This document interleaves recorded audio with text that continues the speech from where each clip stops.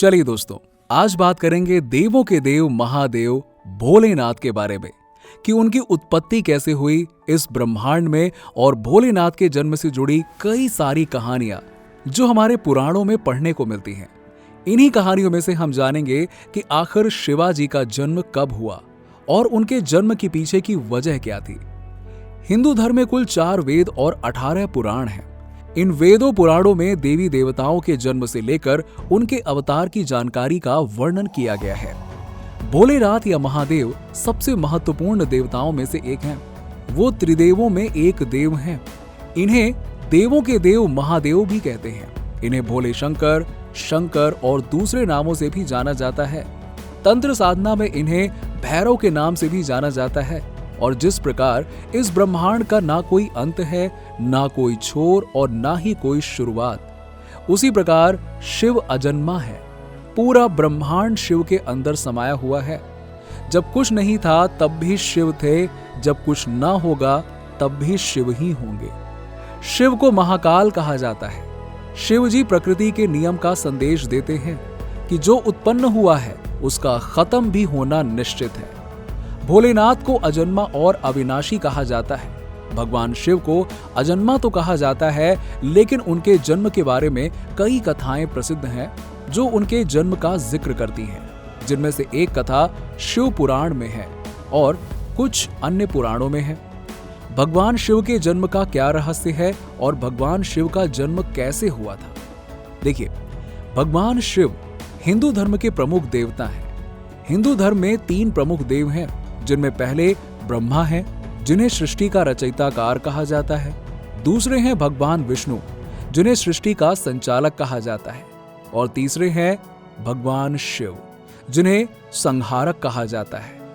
वेदों और पुराणों से मिली जानकारी से पता चलता है कि तीनों देवता पृथ्वी का संतुलन बनाए हुए हैं। भगवान शिव को व्यक्ति की चेतना का अंतर्यामी माना गया है। इन्हें आदि योगी भी कहा जाता है। इनकी पूजा शिवलिंग और मूर्ति दोनों के रूप में होती है। भगवान शिव के जन्म का उल्लेख शिव पुराण में मिलता है। इसके अनुसार ब्रह्मा और विष्णु सदाशिव के आधे अवतार हैं, लेकिन भगवान शिव सदाशिव के पूर्ण अवतार हैं। सदाशिव और शिव दिखने में एक समान है।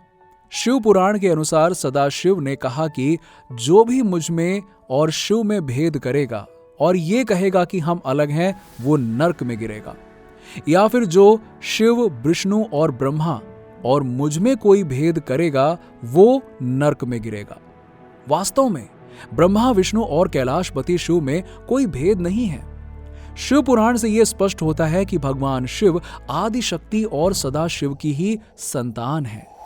भगवान शिव का जन्म अपने आप ही हुआ है।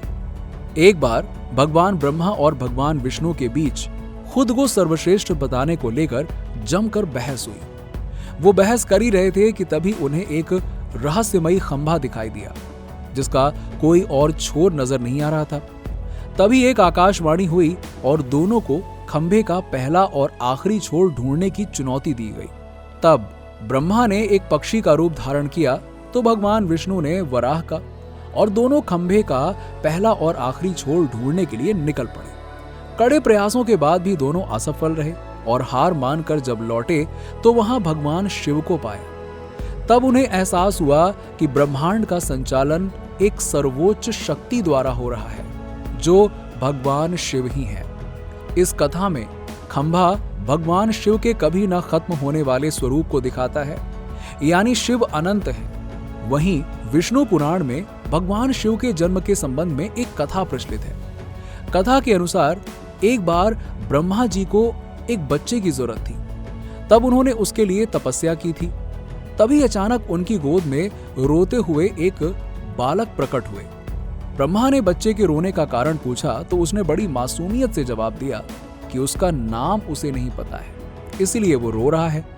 तब ब्रह्मा ने उस बालक का नाम रुद्र रखा, जिसका अर्थ होता है रोने वाला। बालक के रूप में जन्मे भगवान शिव तब भी शांत नहीं हुए, इसलिए ब्रह्मदेव ने भगवान शिव को दूसरा नाम दिया, पर वो नाम भी भगवान शिव को पसंद नहीं आया और वो फिर भी शांत नहीं हुए। और इस तरह भगवान शिव को चुप कराने के लिए ब्रह्मदेव ने शिव जी को 8 नाम दिए, कहा जाता है कि शिव के 11 अवतार होते हैं। इन अवतारों की कथाओं में रुद्रावतार की कथा काफी प्रचलित है। कूर्म पुराण के अनुसार जब सृष्टि को उत्पन्न करने में ब्रह्मा जी को कठिनाई होने लगी तो वो रोने लगे। ब्रह्मा जी के आंसुओं से भूत प्रेतों का जन्म हुआ और मुख से रुद्र उत्पन्न हुआ। रुद्र भगवान शिव के अंश और भूत प्रेत उनके सेवक माने जाते हैं। भोलेनाथ कहे जाने वाले भगवान शिव ने एक बार देवों की रक्षा करने के लिए जहर पी लिया था। जहर के कारण भगवान शिव का कंठ नीला पड़ गया था और वो संसार में नीलकंठ के नाम से प्रसिद्ध हुए।